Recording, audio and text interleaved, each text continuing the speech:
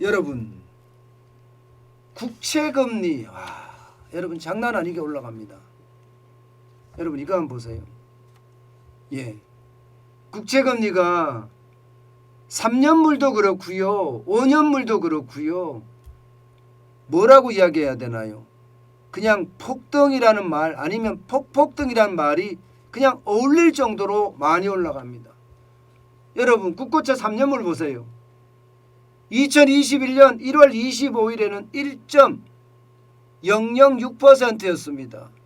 그런데 2022년 1월 26일에는요 2.156%예요. 무려 말입니다. 1.15% 이상이 올랐습니다. 1.15%가 올랐습니다. 1.15%. 국채금리가 1.15% 오르면 이거 굉장히 많이 오른 거예요. 엄청나게 오른 겁니다. 5년물도 마찬가지입니다. 5년물도 2021년 1월 25일에는요 1.353%였습니다. 그런데 2022년 1월 26일 날은요 2.367입니다. 그러면 1.01%가 더 늘어난 거, 증가한 거죠. 1% 이상의 어떤 국채금리가 올라갔다는 것은 여러분 이것은요 굉장히 많이 올라간 거예요. 굉장히 많이 올라간 거예요. 아니 기준금리가 그러면 이만큼 올라갔느냐? 기준금리는 0.75% 올라갔습니다. 그죠? 8월에 0.25%, 11월에 0.25%, 그리고 1월 14일에 0.25%, 1.75%, 0.75%가 올랐어요. 그런데 3년물 국채금리나 5년물 국채금리는 1%를 넘게 올랐습니다. 왜 이렇게 많이 오를까요? 왜 이렇게 많이 오를까요? 국채금리가 이렇게 많이 오르는 이유 뭘까요? 그 이유는 분명합니다. 분명합니다. 그 이유는요. 채권을 누군가가 굉장히 많이 내놓는다는 뜻이에요. 그죠? 채권을. 시장에 채권의 공급이 많다는 뜻입니다. 채권의 공급이 많으면 수요는 그대로인데 공급이 늘어나면 어떻게 됩니까? 채권은 액면가는 할인해서 팔아야 되고요. 이자는 올려줘야 됩니다. 이게 시장의 원리입니다. 이게. 그러니까 정부가 채권, 국고채라는 게 정부가 발행하는 채권인데 이 채권을 시장에다 굉장히 많이 풀면서 말입니다. 액면은 할인해주고 이자율은 더 높였다는 이야기가 되는 거예요. 더 높였다. 이자율을 더 높였기 때문에 지금 기준금리가 0.75%인데 75% 올랐는데 실제 국고채 금리는 훨씬 더 오른 거잖아요. 실제로 말입니다. 여러분 국채 발행 문재인 정부에서 남발하고 있는 것도 사실이에요. 여러분 보세요.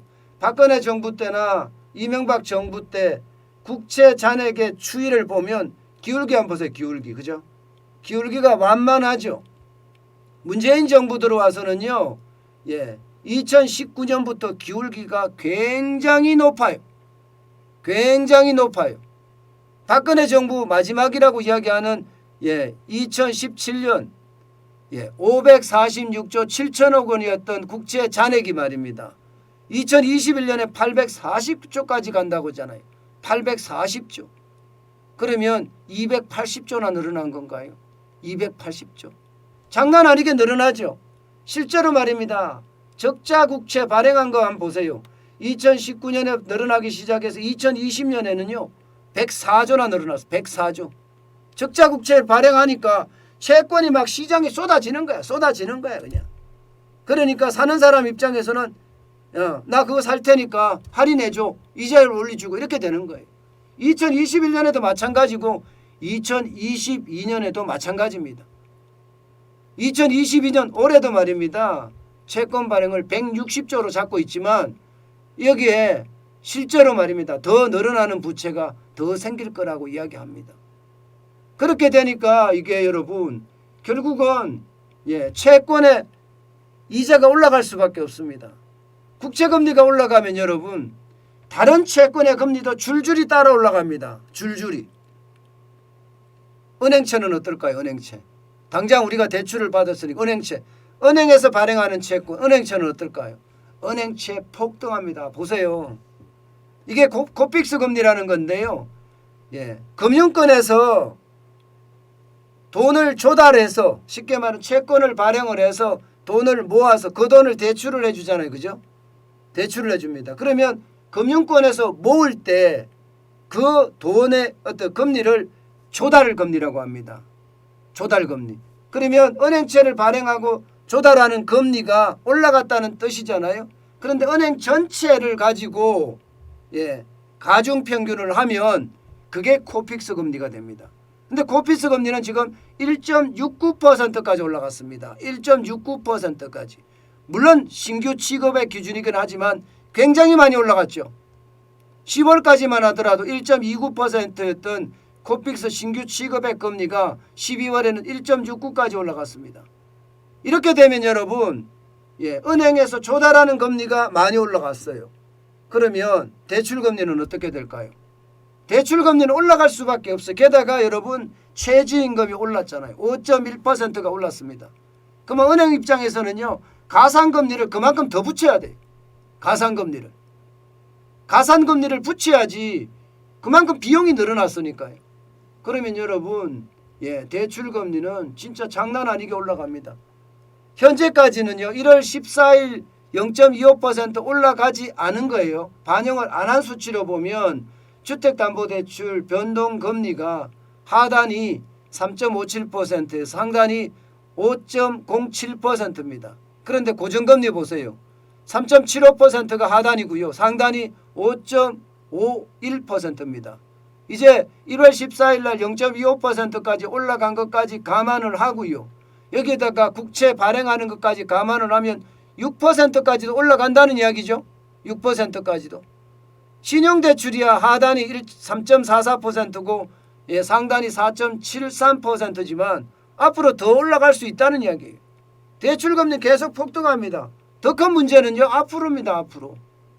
앞으로 더 많이 올라갈 거예요. 왜 더 많이 올라가느냐. 여러분도 알다시피 또 국채 발행 남발하잖아요. 당장 말입니다. 정부 아닌 올해 1차 추경. 이거 1월 추경은 한 번도 있지도 않았던 그런 추경을 해서 대선 전에 돈을 뿌리겠다는 건데 이렇게 뿌렸을 때 여러분 결국은요. 이자가 또 올라갈 수밖에 없습니다. 게다가 1월 14일 날 올라간 것까지 올라가야죠.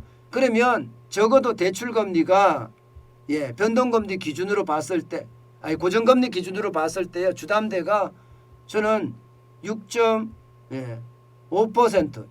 중반대까지도 올라갈 수 있다고 생각합니다. 6% 중반대까지도. 근데 더 큰 문제는요. 미국이 계속 금리를 올릴 거잖아요. 그럼 우리도 따라 올립니다. 기준금리를 따라 올리면 결국 7% 심지어는요. 최악으로 가서 8% 예상하는 사람들도 있어요. 8%. 주택담보대출 금리가.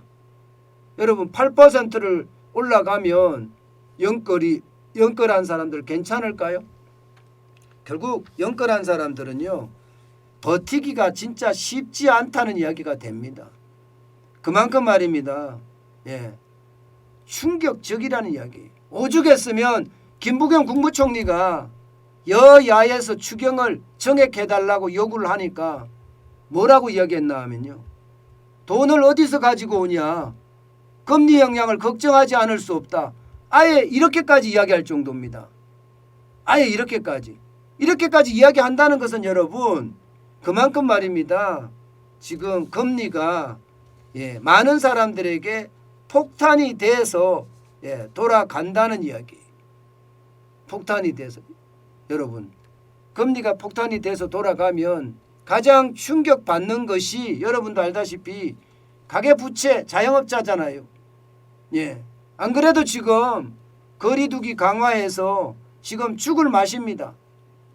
죽을 맛인데 지금 만약에 금리까지 계속 올라가면 도대체 자영업자는 죽으란 말이냐, 소상공인은 죽으란 말이냐, 이런 말이 절로 나옵니다.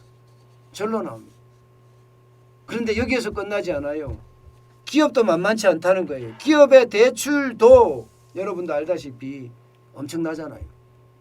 예, 2220조가 넘습니다. 그러면 기업도 회사채를 발행을 해서 결국은 자금을 조달하는데 회사채 금리 당연히 올라간다는 거고요. 은행에서 받은 대출 금리도 올라간다는 겁니다. 그만큼 충격이 되고요. 이자는 폭탄이 돼서 가계고 기업이고 자영업자고 소상공인이고 할 것 없이 그냥 마구 융단 폭격이 된다는 이야기예요. 참 안타깝죠. 이게 무조건 돈을 푼다고 좋은 일이 아니라는 거 여러분도 이제는 다 아실 겁니다. 운동권이라고 이들은요 도대체 경제를 아는가 모르겠어요. 그러니 나라 경제가 지금 망가질 대로 망가졌다. 저는 그렇게 평가합니다. 안타깝습니다.